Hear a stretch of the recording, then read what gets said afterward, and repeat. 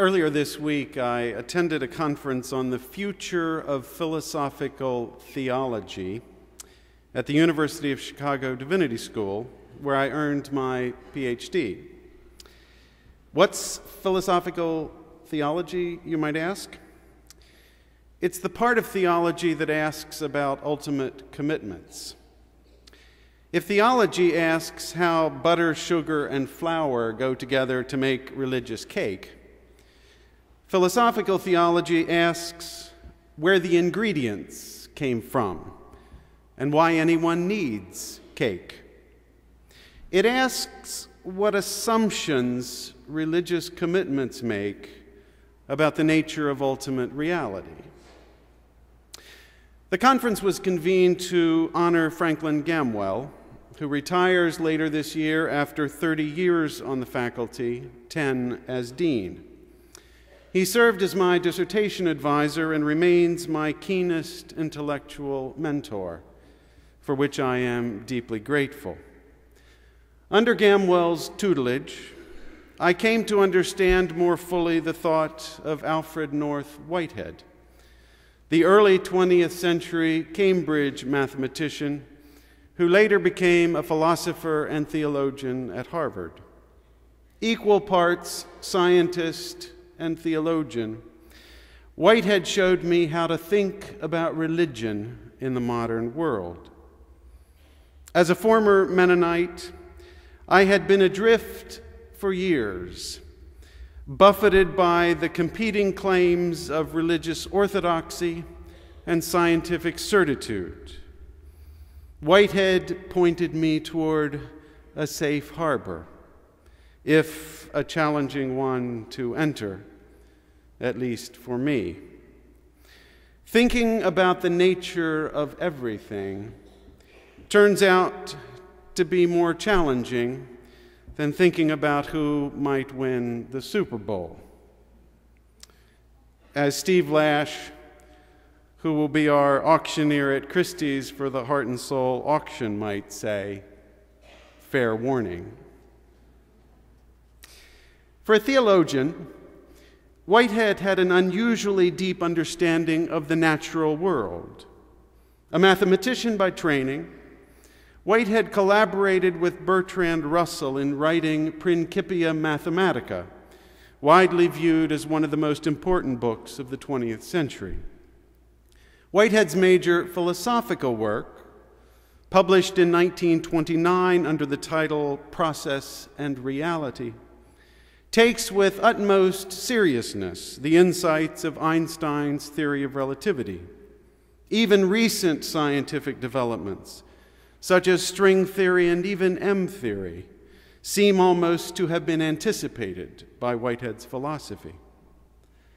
On the other hand, for a scientist, Whitehead had an unusually deep understanding of the nature and necessity of the divine. From a close reading of the book of nature, Whitehead argues that one cannot account for the creative advance of time and history without an understanding of the role of the divine, which he calls God. Beginning not with revelation, but with observation, Whitehead builds a bridge across the centuries-old divide between science and religion, between fact and value, between matter and spirit, between knowledge and faith. His central insight is that everything becomes whatever it becomes by virtue of how it relates to everything else.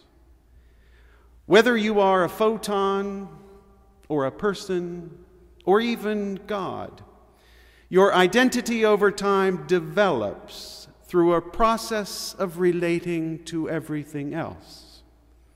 Hence the name by which Whitehead's thought has become known, process philosophy. Through his work, Whitehead developed a deep confidence in the order of nature, which he describes in the following way. It is the faith, he says, that at the base of things we shall not find mere arbitrary mystery. To experience this faith is to know that our experience, deep, dim, and fragmentary as it is, yet resonates with the utmost depths of reality. One of Whitehead's principal interpreters, the theologian Schubert Ogden, who also spoke at the conference, believes this faith is what human beings are talking about when we use the term God.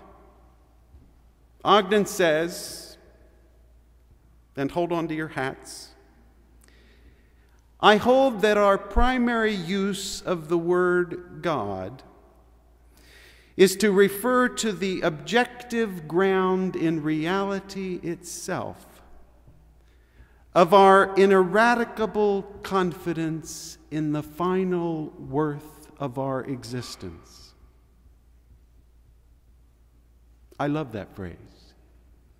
The ineradicable confidence in the final worth of our existence.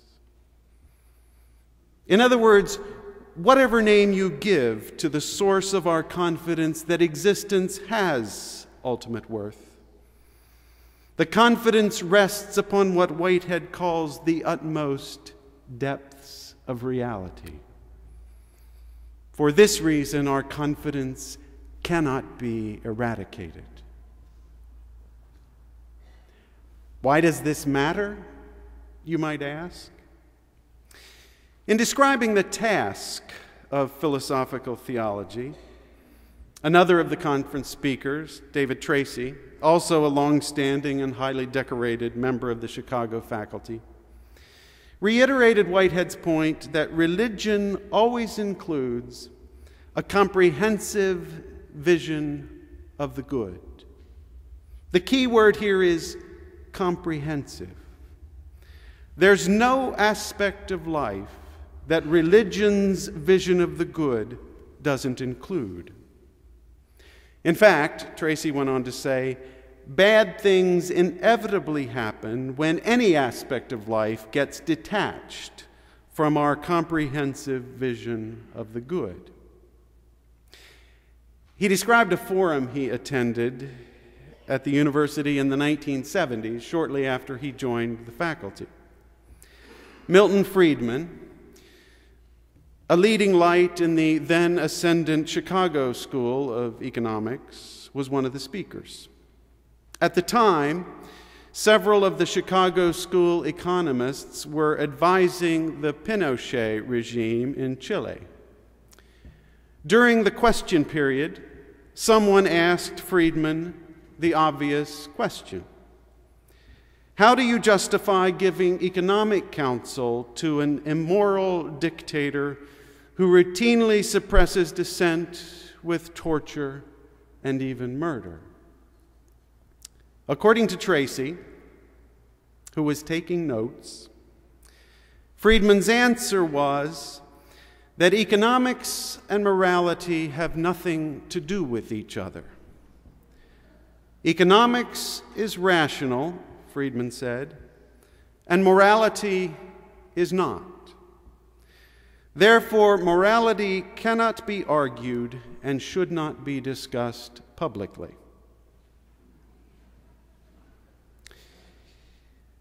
My guess is that there's no part of that answer that Friedman wouldn't like to reel back in, at least in part. Though seldom stated with that clarity today, the view that morality is a separate division of life still persists. Indeed, the absence of a comprehensive vision of the good underlies a lot of the economic and political chaos in our world today. Sometimes we consort with autocrats, and sometimes we don't. Sometimes we intervene to prevent human rights abuses, and sometimes we don't. Until we develop a comprehensive vision of the good, based on liberty, perhaps, or equality, or humanity, and these are quite different options, it's hard to know what is right. Instead, we make Friedman-esque choices. What's politically viable, or economically profitable, or militarily feasible? Here's the point. Anytime you make a decision about what's the right thing to do, no matter the context, you're making assumptions, even if unknowingly, about the comprehensive nature of the good. Since religion bears a special responsibility when it comes to articulating a comprehensive vision of the good, it's important that religious people take this responsibility seriously. As we approach our congregation's 192nd annual meeting this afternoon, I'd like to see how we measure up.